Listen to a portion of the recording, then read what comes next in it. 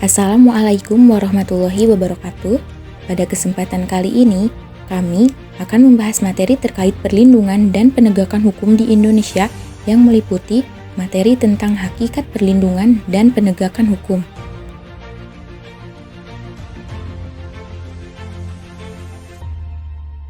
Yang pertama yaitu konsep perlindungan dan penegakan hukum. Apa sebenarnya perlindungan hukum itu? Menurut Andi Hamzah, perlindungan hukum dimaknai sebagai daya upaya yang dilakukan secara sadar oleh setiap orang maupun lembaga pemerintah dan swasta yang bertujuan mengusahakan pengamanan, penguasaan, dan pemenuhan kesejahteraan hidup sesuai dengan hak-hak asasi yang ada. Makna tersebut tidak terlepas dari fungsi hukum itu sendiri, yaitu untuk melindungi kepentingan manusia.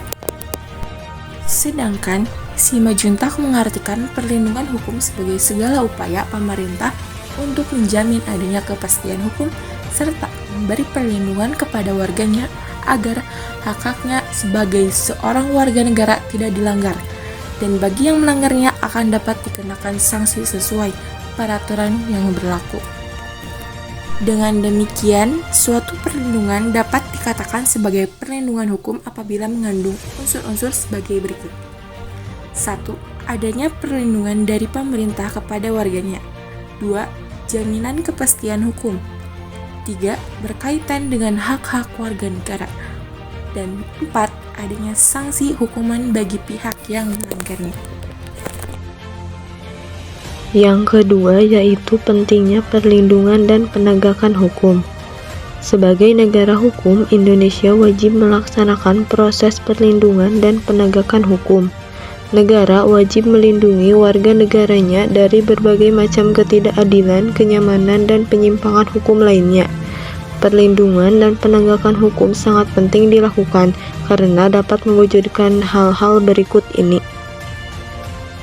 Yang pertama yaitu tegaknya supremasi hukum. Supremasi hukum bermakna bahwa hukum mempunyai kekuasaan mutlak dalam mengatur pergaulan manusia dalam berbagai macam kehidupan. Dengan kata lain, semua tindakan warga negara maupun pemerintahan selalu berlandaskan pada hukum yang berlaku. Tegaknya supremasi hukum tidak akan terwujud apabila aturan-aturan yang berlaku tidak ditegakkan baik oleh masyarakat maupun aparat penegak hukum. Yang kedua yaitu tegaknya keadilan. Tujuan utama hukum adalah mewujudkan keadilan bagi setiap warga negara. Setiap warga negara dapat menikmati haknya dan melaksanakan kewajibannya merupakan wujud dari keadilan tersebut. Hal itu dapat terwujud apabila aturan-aturan ditegakkan. Yang ketiga yaitu mewujudkan perdamaian dalam kehidupan di masyarakat. Kehidupan yang diwarnai suasana yang damai merupakan harapan setiap orang. Perdamaian akan terwujud apabila setiap orang merasa dilindungi dalam segala bidang kehidupan. Hal itu akan terwujud apabila aturan-aturan yang berlaku dilaksanakan.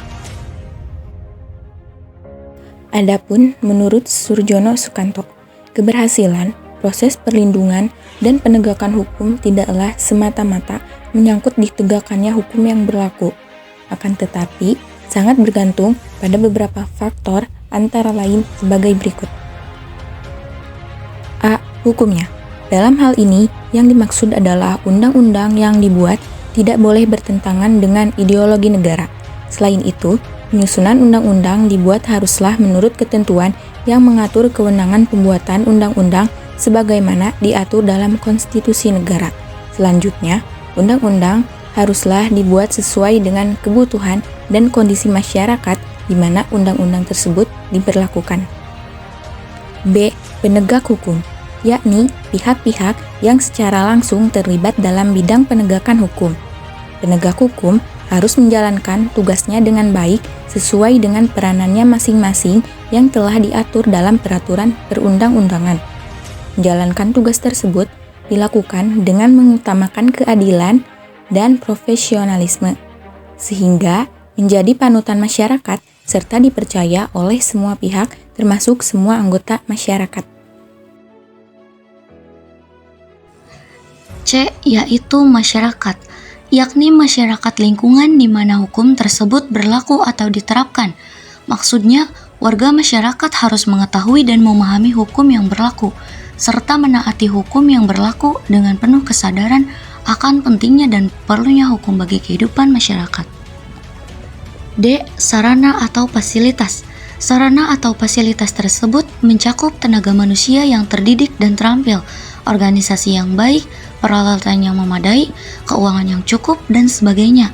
Ketersediaan sarana dan fasilitas yang memadai merupakan suatu keharusan bagi keberhasilan penegakan hukum. E. Kebudayaan, yakni sebagai hasil karya, cipta, dan rasa yang didasarkan pada karsa manusia di dalam pergaulan hidup. Dalam hal ini, kebudayaan mencakup nilai-nilai yang mendasari hukum yang berlaku. Nilai-nilai mana merupakan konsepsi abstrak mengenai apa yang dianggap baik sehingga dianut dan apa yang dianggap buruk sehingga dihindari. Hal-hal tersebutlah yang makin memperkuat keyakinan bahwa proses perlindungan dan penegakan hukum merupakan sesuatu yang penting dan mutlak untuk dilaksanakan oleh sebuah negara. Cukup sekian penjelasan materi dari kelompok kami. Mohon maaf bila ada kata-kata yang kurang dimengerti. Wassalamualaikum warahmatullahi wabarakatuh.